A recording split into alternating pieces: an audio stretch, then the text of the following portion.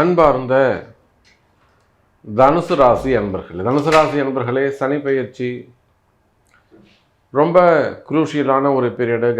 அதிகமான கவனமாக இருக்க வேண்டிய ஒரு கால சூழ்நிலை. இப்போ தனுசு ராசியை பொறுத்தவரையிலும் மூல நட்சத்திரம், பூராடம், உத்திராடம் கொஞ்சம் பரவலாமல் இருக்கும். சூரியனுடைய நட்சத்திரம். சுக்கிரனும் கேதுவும் சனியுடைய பார்வைக்கு தாங்க முடியாது. அவங்க ரொம்ப நடுங்கி போயிடுவாங்க அல்லது உடஞ்சி போயிடுவாங்க. ஏன்னா இப்போ தனுசு ராசியில் அதிகமாக இருக்கக்கூடிய பாதங்கள்னு பார்த்தா மூல நட்சத்திரம் 4 பாதங்கள், பூராடம் 4 பாதங்கள். அப்போ மூலம் பூராடம் இந்த 2 நட்சத்திரமே கேர்ஃபுல்லாக இருக்க வேண்டும். நிறைய அனுபவங்கள் இருக்கலாம், அவங்களுக்கு நிறைய விஷயங்கள் நடந்திருக்கும். நமக்கு வரக்கூடிய ஃபோன் கால்ஸ் நம்ம பேசும்போதே அவங்களுக்கு சொல்கிறோம், சார் ஒரு சப்ஜெக்ட் சொல்லுவாங்க, சார் இந்த மாதிரி ஃபேமிலி ப்ராப்ளம் இல்லைவாங்க, பிஸ்னஸ் ப்ராப்ளம் இல்லைவாங்க, சார் இங்கே தனுசு ராசியா, பூராடம் நட்சத்திரமா, தனுசுவான்னு கேட்டால் அப்படியே ஆஃப் ஆகிடுவாங்க. அப்போ அந்த அளவுக்கு உலகம் முழுவதும் நம்ம தனுசு ராசி என்பதோட ஒரு நெருங்கி பழகிக்கிட்டு இருக்கோம். அவங்களுக்கு நிறைய வழி காமிச்சிக்கிட்டு இருக்கோம், நிறைய அவங்களுக்கு கை கொடுத்து மேலே தூக்கி கொண்டு வந்துட்டுருக்கோம். நிறைய பரிகாரங்கள் அவங்களுக்காக செய்கிறோம், நிறைய சப்போர்ட் பண்ணுறோம் தனுசு ராசிக்கு. அப்போ இந்த சூழ்நிலையில் வாக்கிய பஞ்சாங்கத்தின்படி நடக்கக்கூடிய சனி பெயர்ச்சி ரொம்ப முக்கியமான சனி பெயர்ச்சி. இதனால் வரையில உங்களுக்கு அதாவது 10ஆம் இடத்துல சனி இருக்காரா, 4ஆம் இடத்துல சனி இருக்காரா இல்லையான்ற மாதிரி இருந்ததில்ல. இப்போ 100% 4ஆம் இடத்துல சனி பகவான் இருக்காரு. இதோட கூட தனுசு ராசி என்பர்களே நீங்கள் நல்லா புரிஞ்சுக்கணும், இது நாள் வரையில் இந்த ஜூன் மாதம் வரையிலுமே கூட உங்களுக்கு ஒன்றும் பெருசாக பாதிப்பு ஏற்படாது. ஏன்னா 7ஆம் இடத்தில் குரு இருக்கிறார். பாதகஸ்தானத்தில் போய் உட்கார்ந்தாலுமே கூட பாதிப்பு இல்லாமல் இருக்கிறதுக்கே இவ்வளோ பாதிப்பு வந்திருக்கு. இன்னும் குரு வேற 8ஆம் இடத்துக்கு போய் மறைஞ்சிட்டாருன்னு சொன்னாக்கா ஏப்ரல் 2028 24/4/2028 வரை ஒரு 30 மாதம் 28 மாதம் ரொம்ப கவனமாக எச்சரிக்கையாக இருக்க வேண்டும். எல்லா இடத்துலையும் சரிதான். மெயினாக நம்பிக்கையான விஷயங்கள் கையெழுத்து போடுறது, ஜாமீன் போடுறது, வாக்குறுதி கொடுக்கறது, அல்லனா இதுக்கு நான் பாதுகாப்பு அப்படிங்கிறது, நிறைய இந்த சொத்து பத்துக்களை இந்த பினாமிஸ் மாதிரி கிட்ட இருந்து அவங்கள மெயின்டைன் பண்ணுறது, வாங்கின பொருளையோ சொத்தையோ பணத்தையோ திருப்பி கொடுக்கறது, அல்லது அதை இன்வெஸ்ட் பண்ணிட்டு ஏமாறுறது, share market, stock market, gold market, வெளியில் இந்த ஹவாலா பணங்கள்லாம் சொல்கிறாங்களே, இந்த மாதிரியான கேஷ் டிரான்சாக்ஷனு. அப்போ அது கோல்டு மார்க்கெட்டாக இருக்கலாம், ஷேர் மார்க்கெட்டாக இருக்கலாம், டெக்ஸ்டைல் பிஸ்னஸாக இருக்கலாம், பெரிய பெரிய ஷோரூமாக இருக்கலாம், மில்லுங்க வச்சு நடத்தக்கூடியவர்களாக இருக்கலாம், அதே போல் ரியல் எஸ்டேட் பண்ணக்கூடியவங்க, பில்டர்ஸு, கன்ஸ்ட்ரக்ஷன் ஃபீல்டில் பண்ணக்கூடியவங்க, மல்டி பிஸ்னஸ் பண்ணக்கூடியவர்கள், குரூப் ஆஃப் கம்பெனிஸு, கார்ப்பரேட் நிறுவனங்கள், அரசியல் தலைவர்கள், அரசியலில் ஈடுபட்டிருக்கக்கூடிய அரசியல் தலைவர்கள், அரசியல் குடும்பத்தை சார்ந்தவங்க, அதை பிஸ்னஸாக பண்ணக்கூடியவங்க, அதே போல் கலைத்துறையை சார்ந்தவர்கள், குருவுடைய வீடு, கலைத்துறையை சார்ந்தவங்க, மெயினாக ஸ்கூல் காலேஜஸ்லாம் வச்சு நடத்தக்கூடியவர்கள்.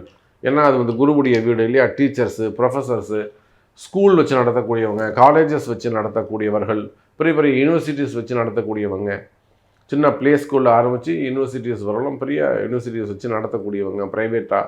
அதே போல் அரசு அதிகாரிகள், கவர்மெண்ட் ஜாப் பண்ணக்கூடியவங்க, கவர்மெண்ட்டில் பெரிய அரசு அதிகாரிகளாக இருக்கக்கூடியவங்க, கவர்னர் வரலாம் வச்சுக்கோங்க, IAS, IPS, secretary, chief secretary, so அந்த மாதிரி யூனியன் மினிஸ்டர்ஸ், அந்த மாதிரிலாம் எடுத்துக்கோங்களேன், கவர்னர்.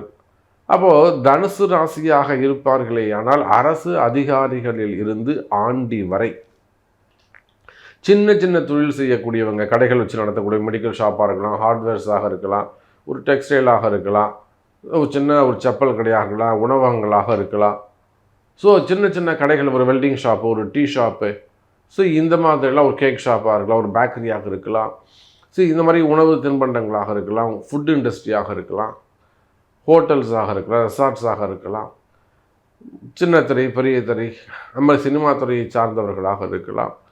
அப்போ நீங்கள் யார் ஆன்மீகவாதிகளாக இருக்கலாம், அரசியல் தலைவர்களாக இருக்கலாம், ஆன்மீகத்தில் ஈடுபட்டிருக்கக்கூடியவங்களாக இருக்கலாம்.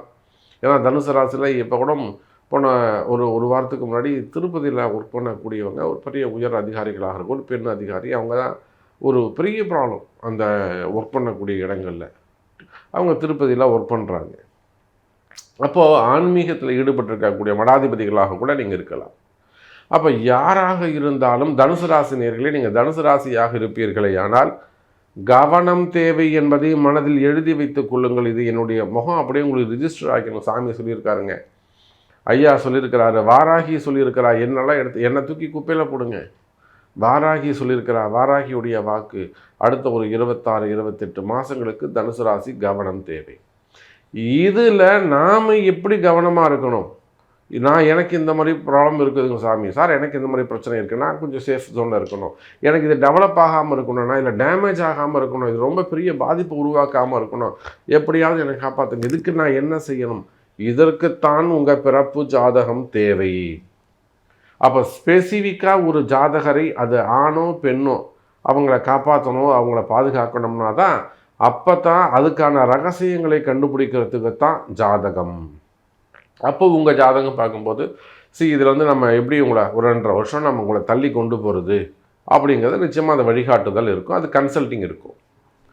அதே போல் தனுசு ராசி நண்பர்களே, உலகத்தில் நீங்கள் எந்த மூலையில் இருந்தாலும் சரிதான், உங்களுக்கு ஒரு நன்மை, உங்களுக்கு ஒரு நல்லது. நான் சொல்கிறது கேளுங்க. உலகத்தில் நீங்கள் எந்த மூலையில் இருந்தாலும் சரிதான் தனுசு ராசி என்பர்களே, உங்களுடைய கடன் சுமைகள், கடன் பிரச்சனைகள், வம்பு வழக்குகள், மனக்குழப்பம், மெயினாக மனக்குழப்பம், ஒரு டிப்ரெஷனாகவே இருக்கிறது, மனசில் ஒரு பயமாகவே இருக்கிறது, அடுத்து என்ன நடந்துடுமோ, அப்படி இருக்குமோ, இப்படி இருக்குமோ, அது ஒரு வம்பு வழக்காக மாறிடுமோ, ஒரு போலீஸ் கேஸாக மாறிடுமோ, அல்லது வேறு எதுவும் என்கொயரிஸ் வந்துடுமோ, ரைடு சம்மந்தப்பட்டதாக என்கொயரிகளாக மாறிடுமோ. அந்த மாதிரி மனசில் ஒரு பயம் இருக்குமே. ஆனால் ஹெல்த் இஷ்யூஸு, உடல்நிலை ஆரோக்கியம், அப்போ அந்த மன பயம் நீங்கணும், மனக்குழப்பம் நீங்கணும் அப்படின்னாக்கா உங்களுக்காக தனுசு ராசிக்கு உலகம் முழுவதும் வாழக்கூடிய தனுசு ராசி அன்பர்களுக்காக இந்த மார்ச் 6ஆம் தேதி ஒரு சனிப்பெயர்ச்சி பரிகார ஹோமம் நடைபெறுகிறது. இந்த பரிகார ஹோமத்தில் உங்களுடைய பெயரையும் நீங்கள் ரிஜிஸ்டர் பண்ணிக்கணும் அப்படின்னு ஆசைப்பட்டீங்கன்னாக்கா நிச்சயமாக உங்களுடைய பெயரை கீழே தெரியக்கூடிய நம்பருக்கு ஒரு கால் செய்து உங்களுடைய பெயரை பதிவு செய்து கொள்ளுங்கள். நிச்சயமாக சனிப்பெயர்ச்சி பரிகார ஹோமம் மிக சிறப்பான முறையில் நடைபெறுகிறது. இதில் உங்களுடைய பெயரை பதிவு செய்து கொள்ளுங்கள், அதற்குரிய கட்டணத்தை செலுத்தி. அப்போ இந்த 2026 வாக்கிய பஞ்சாங்கத்தின்படி நடக்கக்கூடிய இந்த சனிப்பெயர்ச்சி தனுசு ராசி அன்பர்களுக்கு கவனம் தேவை என்பதையே 80% எடுத்து சொல்கிறது. ஆனால் கவலை வேண்டாம் தனுசு ராசி அன்பர்களே, இதிலிருந்து நீங்கள் உங்களுக்கு என்ன மாதிரி ஆலய வழிபாடுகள், எந்த கோவில், எந்த சிவபெருமானை வழிபாடு செய்தால் மேக்சிமம் உங்களுக்கு நிம்மதி கிடைக்கும் என்பதை, அந்த பிறப்பு ரகசியத்தை உங்கள் பிறப்பு ஜாதகம் பேசும். நல்லதே நடக்கும். அப்போ நிச்சயமாக இந்த சனிப்பெயர்ச்சியால் கடைசியாக நம்ம சொல்லக்கூடிய பாயிண்ட் என்னன்னு கேட்டிங்கனாக்கா, திருமண பாக்கியங்கள். மெயினாக இந்த 7.5 சனி ஆரம்பிச்சுடுத்துன்னா, 7.5 சனியில் வீடு கட்டலாமா, 7.5 சனியில் இடம் வாங்கலாமா, கடன் வாங்கலாமா, அல்லது திருமணம் செய்யலாமா, இதெல்லாம் நிறைய கொஸ்டின்ஸ் வரும். குழந்தை பிறக்குமா, இதெல்லாம் நிறைய கொஸ்டின்ஸ் வரும். நிச்சயமாக கடன் சுமைகள் அமைவது சிறப்பு. நீங்கள் எந்த ராசியாக இருந்தாலும் சரிதான், உங்கள் ராசிக்கு ஓகே. பட் இது இல்லாமல் நீங்கள் எந்த ராசியாக இருந்தாலும் 7.5 சனியில் ஒரு சிறு கடன் இருப்பது சிறப்பு. அதுவும் சுபிக்ஷமான கடனாக, ஒரு வீடு வாங்குகிறேன், ஒரு நிலம் வாங்குகிறேன், ஒரு ஃப்ளாட் வாங்குகிறேன், அந்த மாதிரி ஒரு இஎம்ஐ போட்டுக்கிறது சிறப்பு. வண்டி வாகனத்தில் காசு போடக்கூடாது, சனி பகவானுக்கு அது பிடிக்காது. லக்ஸரி லைஃப் கூடாது அவருக்கு, புரியுதுங்களா? அதனால் வண்டி வாகனத்தில் ரொம்ப இன்வெஸ்ட் பண்ணாதீங்க. அதே போல் ஆர்கிடெக்டு, பிஸ்னஸ் ஸ்டார்ட் பண்ணுற மாதிரி இருந்தால் ஒரு வாட்டி உங்கள் பிறப்பு ஜாதகத்தை கொடுத்து ஒரு அட்வைஸ் வாங்கிக்கோங்க ப்ளீஸ். ஒரு 50,000 ரூபா சிறு முதலீடு சொல்கிறேன் நான். ஒரு 50,000 ரூபா நீங்கள் இன்வெஸ்ட் பண்ணுறத உங்களுக்கு நஷ்டம் தானே அது ஒரு 2,000 ரூபா கொடுத்து ஒரு கன்சல்ட்டிங் வச்சுக்கோங்க, 48,000 ரூபா உங்களுக்கு லாபம். அப்போது ஒரு பிஸ்னஸ் மட்டும் நீங்கள் ஸ்டார்ட் பண்ணுறதா இருந்தால் நிச்சயமாக ஒரு கன்சல்ட்டிங் எடுத்துக்கிறது, உங்கள் பணம் வீண் போகாமல் இருக்கிறதுக்கு ஒரு கன்சல்ட்டிங் எடுத்துக்கொள்வது சிறப்பு. ஆனால் அடிப்படை தேவைகளை நிச்சயமாக கடன் வாங்கி ஒரு கல்யாணம் பண்ணுறது, ஒரு காது குத்து வைக்கிறது, மொட்டை அடிக்கிறது, குலதெய்வத்துக்கு வழிபாடு செய்வது, இதெல்லாம் நீங்கள் ஒரு சின்ன கடன், சிறு கடன் வாங்கி செய்வீர்களே, அப்பா அம்மாவுக்கு 60 பண்ணுவது, 70 பண்ணுவது, இதுக்கெல்லாம் நீங்கள் கடன் வாங்கினா சனி ஒத்துப்பார். லக்ஸரி லைஃபுக்கு அவர் ஒத்துக்க மாட்டார். வண்டி வாங்குறேன், வாகனங்கள் வாங்குறேன், பெரிய முதலீடுகள் செய்கிறேன், ஷேர் மார்க்கெட்டில் போடுறேன், இதுக்கெல்லாம் அவர் ஒத்துக்க மாட்டார். இதுதான் எதை செய்யணும் எதை செய்யக்கூடாது 7.5 சனியில். இதுக்கு தான் உங்களுக்கு குரு தேவை, வழிகாட்டுவதற்கு ஒரு குரு தேவை. அதே போல் அன்பர்களே, திருமண யோகங்கள் கைகூடும். முதல் திருமணம், 2வது திருமணம், தடைப்பட்ட திருமணம், தள்ளிப்போன திருமணங்கள், இன்னும் சொல்லப்போனால் காதல் திருமணங்கள், ஏமாற்றங்கள், காதலில் வரக்கூடிய மறைமுகமான ஏமாற்றங்கள், வெளியில் தெரியாமல் இருக்கிறது, அந்த மாதிரி ஏமாற்றங்கள்லாம் கூட கிளியர் ஆகிறதுக்கான வாய்ப்புகள் உண்டு. பிரிந்த உறவுகள் ஒன்று சேரும். கணவன் மனைவி காதலர்கள் பிரிந்த உறவுகள், ரொம்ப நாளாக பழகிட்டு இருக்கீங்க, அதில் ஒரு கேப் வந்து போச்சு, திடீர்னு பழகாதன்ட்டாங்க, வேணான்ட்டாங்க, வராதன்ட்டாங்க. அந்த மாதிரிலாம் உங்களுக்கு ஒரு தடைகள், மனசில் ரொம்ப வலி, ஒரு பெயின் இருக்குமே. ஆனால் ரொம்ப ஃபீல் பண்ணுற சாமி, நான் வேணான்னு தான் சொன்னேன், அவராக தான் பழகினார், இப்போ கடைசியில் வேணான்ட்டார். இந்த மாதிரியெல்லாம் அந்த பழக்க வழக்கங்கள், பிரிவுகள் இருக்குமே. ஆனால் பிரிந்த உறவுகள் மீண்டும் ஒன்று சேர்வதற்கு வாய்ப்புகள் உண்டு. அதே போலத்தான் குழந்தை பாக்கியம். நீங்கள் சரியான முறையில் கரெக்டான ஒரு ஜோதிடரை அணுகிய ஒரு நல்ல குருவை நீங்கள் தேர்ந்தெடுத்து, அம்பாளுடைய ஆசீர்வாதம் உங்களுக்கு நிச்சயமாக இந்த 7.5 சனியில் குழந்தை பாக்கியம் உண்டு. அதான் உங்களுக்கு நல்ல குரு அமைவார்களே. ஆனால் கணவன் மனைவி இருவருடைய ஜாதகம் முக்கியம். இந்த 7 ஜனங்கள்லாம் கூட ரொம்ப கான்ஃபிடெண்ட்டாக வந்துடுறாங்க.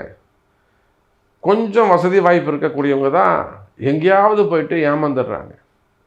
அப்போ நிச்சயமாக 7.5 சனியில் குழந்தை பாக்கியம் கிடைக்கும். சனி பகவான் இதெல்லாம் கர்மா இருந்தால் தான் அந்த நடக்கும், அது பாக்கியம் கிடைக்கும். அப்போ குழந்தை பாக்கியம் உண்டு, திருமண யோகங்கள் உண்டு, நன்மைகள் பல நடக்கும். மீண்டும் ஒரு முறை நான் உங்களுக்கு சொல்லிக்கிறேன், நடைபெறுகிற இந்த மார்ச் 6ஆம் தேதி சனிப்பெயர்ச்சியை முன்னிட்டு மிகப்பெரிய சனிப்பெயர்ச்சி பரிகார ஹோமம் நடைபெறுகிறது. இதுக்கு உங்களுடைய பெயர்களையும், உங்கள் கம்பெனி நேமாக இருக்கலாம், கடைகளாக இருக்கலாம், நிறுவனங்களாக இருக்கலாம், தொழில் நிறுவனங்களாக, கல்வி நிறுவனங்களாக இருக்கலாம். எதுவாக இருந்தாலும் பரவாயில்ல, பிஸ்னஸ் டெவலப்மெண்ட்டு, ஃபேமிலி ரிலேட்டடாக உங்கள் கஷ்ட நஷ்டங்கள் விலகுவதற்கு இந்த சனிப்பெயர்ச்சி பரிகார ஹோமத்தில் நீங்கள் கலந்து கொள்ளுங்கள். சங்கல்பத்தில் உங்கள் பெயரை பதிவு செய்து கொள்ளுங்கள். அதற்கான கட்டணத்தை செலுத்தி கீழே உள்ள நம்பருக்கு தொடர்பு கொள்ளுங்கள். ஜெய் வராகி.